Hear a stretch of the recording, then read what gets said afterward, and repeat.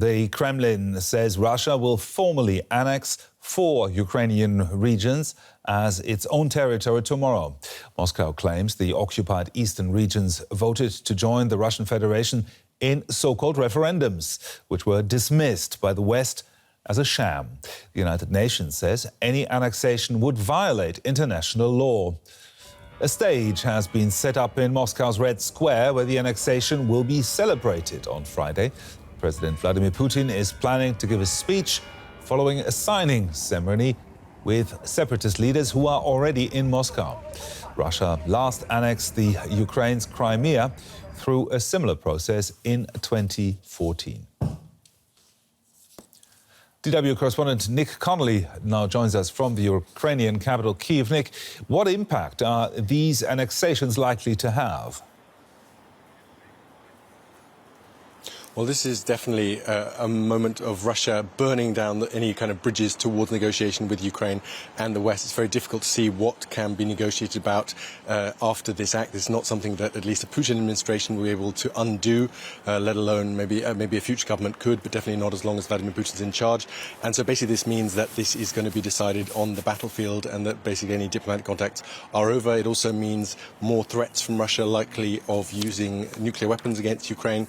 We've heard from top Russian figures in the run-up to this saying that if Russia and its core territory were threatened, and now they will obviously regard Donetsk, Luhansk, Kherson, Zaporizhzhia as core territory, then they would be willing to use nuclear weapons. You've heard a lot of top US officials getting quite worried about this kind of what they call loose talk from Moscow, and a sense that even if Russia hasn't really prepared its nuclear weapons yet, hasn't really done anything to those arsenals, that is something that they are considering. They are definitely willing to escalate this. There's definitely a very, very kind of nervous and dangerous time here. Nick, Putin justifies these annexations with the right of people to self-determination. That's a cardinal principle in international law. What's the argument against this? Well, first of all, no countries outside Russia have recognized these referendums as fair and free, not even Russia's closest allies, such as Serbia, Belarus, Kazakhstan. So that's the first thing. I think lots of people will have seen those images on social media of troops, armed troops, accompanying poll workers going from door to door, trying to encourage people to take part in these referendums that Ukraine called on its citizens to boycott and stay away from. We've seen those numbers coming out of Donetsk, 99% plus. Lots of questions there about the fairness and no certainty that this has anything representative about it. But beyond that, there's also the interesting parallel with the parts of Russia that have wanted independence, starting with Chechnya. Other parts of the country have also had independence movements, and there the Russian central government has come down very, very hard. And it's even illegal in Russia to question the legitimacy of Russia's borders. You can face up to 4 years in jail if you even question those borders and where they are right now. So it's definitely a very selective judicial approach that Vladimir Putin is using here. Now, the West doesn't recognize these annexations, but what can it do about it? I think we're going to see more sanctions. There's still lots of Russian banks that are still able to use SWIFT and other international payment systems. So there's a lot of more economic pain that can be inflicted there. There's been a lot of criticism from Ukraine that those European American sanctions were too incremental, expecting somehow to see a change in Russian behavior rather than just piling in fast and trying to reduce Russia's financial ability to wage war. We're going to see more weapons for Ukraine on kind of faster timelines. And I think we're going to see Ukraine trying to maximize its gains now in the last few weeks before winter sets in, trying to gain more territory before also those hundreds of thousands of mobilized troops from Russia start arriving at the battlefields with training, and basically an end to diplomacy. I think that is basically the main takeaway from this, that diplomacy, at least in the medium term, is dead, and this is all going to be decided on the battlefields of Ukraine. DW correspondent Nick Connolly there in Kyiv. Thank you, Nick. With tomorrow's ceremony, the Kremlin will annex some 15% of Ukrainian territory. I asked the Ukrainian security expert Maria Adveyeva about the reaction in Kyiv. Well, we have to say that Kremlin wants to annex illegally the Ukrainian territories, which is now occupying, and the territories that are now occupied in some regions of Ukraine. This is Zaporizhzhia and Kherson. They are not fully occupied, and this means then when President Putin will announce the so-called annexation of these territories, Russia will probably try to push forward and occupy the rest of these regions.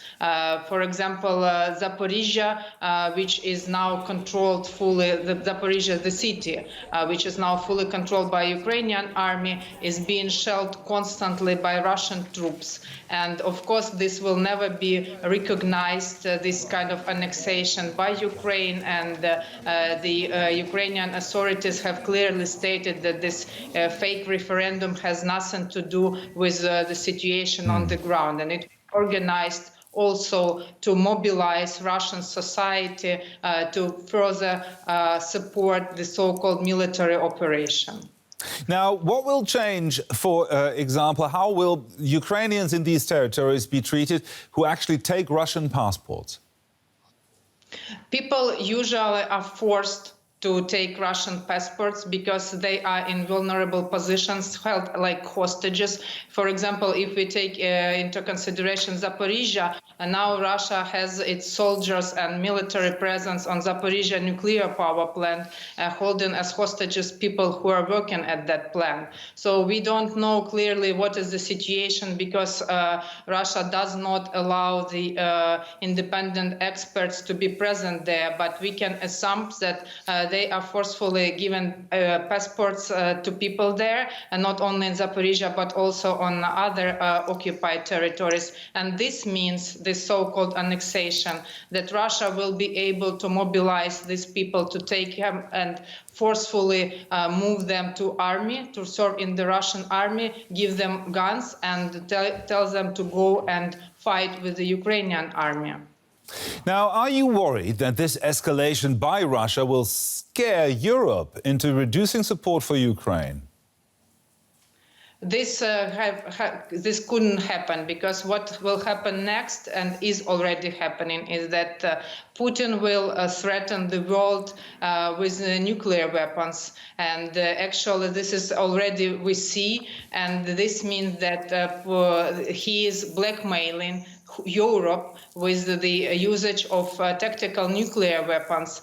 And if Europe or any country allows to do it once, it means that Putin will consistently do it, and he will not stop only in Ukraine. And these kind of steps by Russia should mean that Ukraine must be supplied more high precise long range weapons, because it is very important to understand that Putin started these referendums when Ukrainian army had a brilliant success in Kharkiv region, liberating the whole territory of Kharkiv region. And that's why he needed to show something.